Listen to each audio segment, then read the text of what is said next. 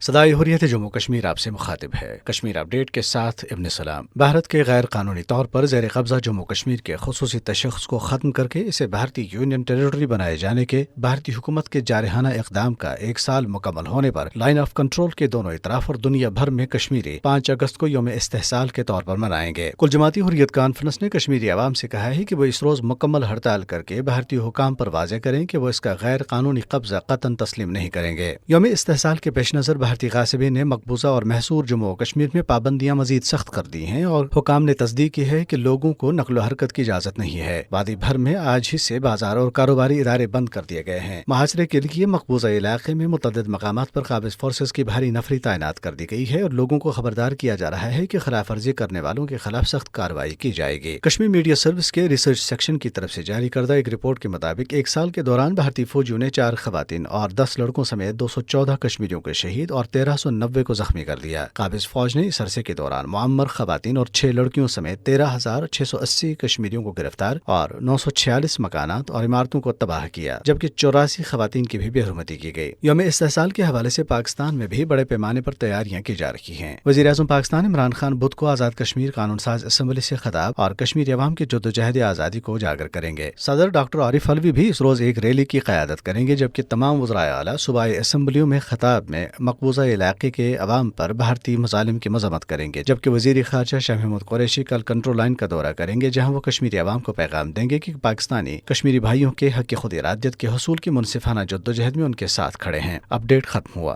بھارتی غیر قانونی زیر قبضہ جموں کشمیر میں 1 سال سے جاری فوجی محاصرے اور مواصلاتی پابندیوں کے دوران کشمیری نوجوانوں کا قتل عام جاری ہے۔ اس عرصے میں 214 کشمیریوں کو شہید جبکہ 1390 افراد کو پرتشدد کارروائیوں میں شدید زخمی کیا گیا۔ کشمیری نوجوانوں کا قتل نام نہاد تلاشی اور محاصرے کی کارروائیوں کے دوران کیا جاتا ہے، جن میں سے کئی نوجوان پہلے ہی غاصب فوج کی حراست میں ہوتے ہیں۔ دوران تفتیش ان پر غیر انسانی تشدد کیا جاتا ہے اور بہت سو کو بعد ازاں مجاہدین یا ان کا ساتھی قرار دے کر جعلی مقابلے میں شہید کر دیا جاتا ہے۔ در حقیقت RSS کی پروردہ مودی حکومت کشمیریوں کی منظم طور پر نسل کشی میں مصروف ہے۔ 2 روز قبل BJP کے سابق لیڈر اور سابق وزیر P چدمبرم نے بھی اس بات کا اظہار کیا تھا کہ بھارتی حکومت غیر قانونی مقبوضہ جموں کشمیر میں ایک خطرناک کھیل کھیل رہی ہے۔ تمام انسانی حقوق سلب کیے گئے ہیں۔ لاکھوں کی تعداد میں فوج کی موجودگی اور لاقانونیت کی انتہا کو پہنچے ہوئے فوجی مظالم نے مقبوضہ ریاست کو ایک جیل میں تبدیل کرتے ہوئے اہل کشمیر کی معیشت اور معاشرت دونوں کو تباہ و برباد کر کے رکھ دیا ہے۔ بدنام زمانہ کالے قوانین کے تحت ہزاروں حریت پسندوں کی نظر بندی، غیر قانونی طور پر بنائے گئے ڈومیسائل قوانین کے تحت لاکھوں سرٹیفکیٹس کا غیر ریاستی باشندوں کو اجرا، اس بات کا بیان ثبوت ہے کہ بھارت غیر قانونی مقبوضہ جموں کشمیر کی مسلم اکثریت کو ختم کرنے کے لیے بڑی ڈٹائی کے ساتھ بین الاقوامی قوانین اور اقوام متحدہ کی پاس کردہ قراردادوں کو پامال کر رہا ہے۔